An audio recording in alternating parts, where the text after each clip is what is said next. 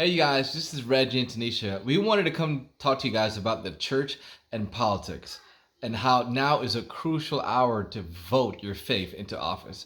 Right now, the person who is pushing our Christian values the most is Donald Trump. He just signed an executive order called Born Alive to make sure that kids that are born from abortions to get their health care that they need so they can stay alive.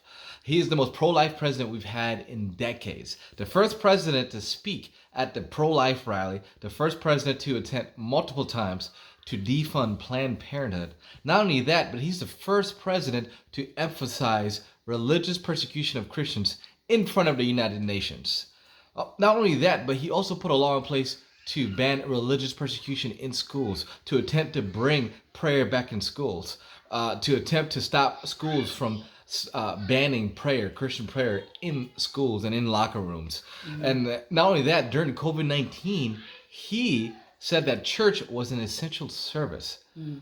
I mean, we've never had such a pro-Christianity president ever. Yeah, and it's just so cool because for years, we have been crying out, we've been praying for the Lord to do all these things, to end abortion, to end human trafficking, to do all these things. And now there is someone in a place of power, in a place of authority, the president, who is actually doing it. He's actually putting feet to the things that we have been praying for and crying out for as a church. Yep. And so it's so cool.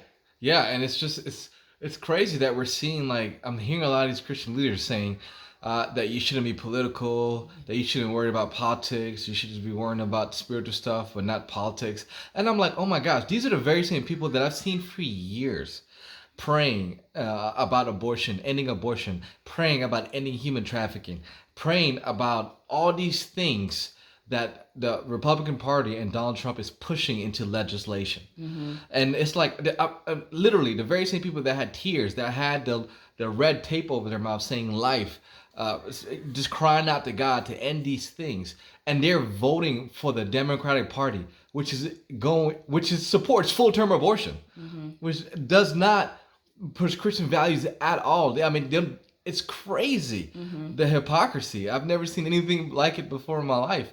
It's like, for years, it's been crying out for God to do justice. We have a president and a party that's attempting to do that. They're not perfect, because there is no such thing as a perfect party, mm-hmm. but they're trying to.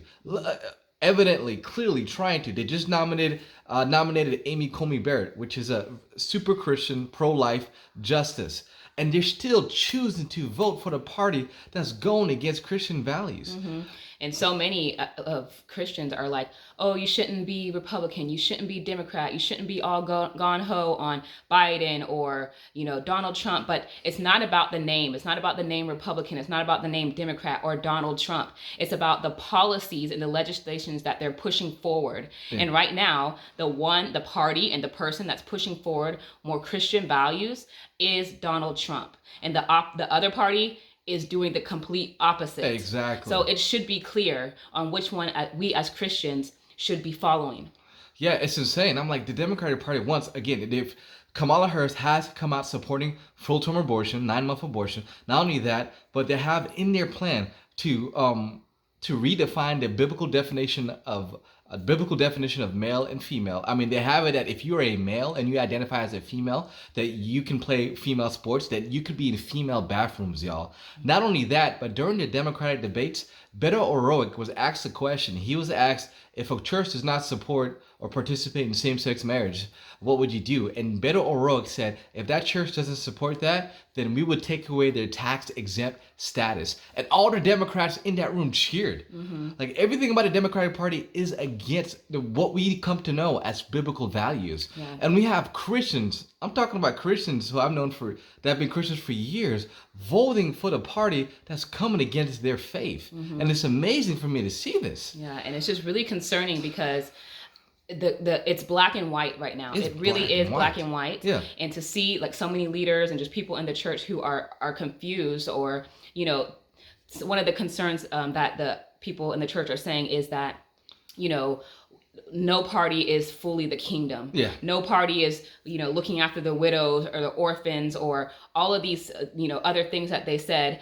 But that is not the job of the government. That is the job of the church to look after the orphan, to look after the widow. Right now, we have a political party that is doing a lot of the things that are Christian value, a big chunk of the things that are on God's heart, like life, Human standing trafficking. for life, Yeah. human trafficking, prayer and worship in the White House, Yep. prayer in school. Mm-hmm. I mean, so many things on the Republican side That's in are alignment. lining up with the kingdom. Exactly. Not fully, because fully. there won't be Yeah. one, but Not till Jesus they comes are back. more so than the other. Exactly.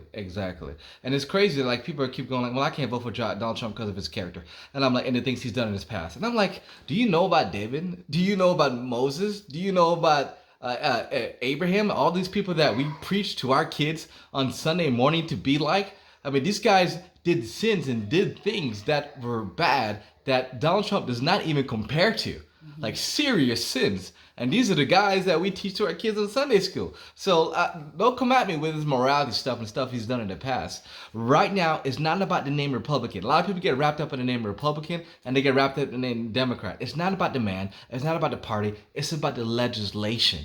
It's about the policy. It's the legislation and the policies they're pushing. Is it biblical? Is it lining up with our Christian values? We don't. When people vote for a president, it's not for the person they're voting for. They're voting for their policies, for their legislation, because that's what affects our children. That what affects the generations to come, and that's what affects the church. And so it's so important, it's so pivotal right now in history and in this season for us, the church, to know the facts, to know what each party stands for, what each president stands for, and who we're going to vote for according to the policies, not according to anything else, but according to the policies that they're going to push. It's so important for us to be knowledgeable and to do our research, of course, along with prayer, but we need to be knowledgeable and understand who we're voting for, and we need to go out and vote. Don't just say, I can't vote for anybody because they're not fully kingdom.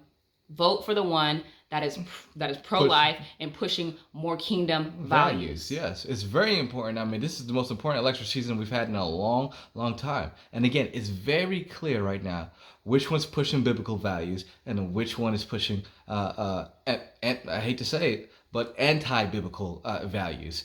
And right now, it's the Republican Party. If it was the Democrats pushing pro-life and all this stuff and pro-Christian values and religious freedoms, then we would be voting Democrat. Again, it's not about the name. It's about the policies, the legislations, and the things that they're pushing for. And right now, it is the Conservative Party. Yes. It is Donald Trump.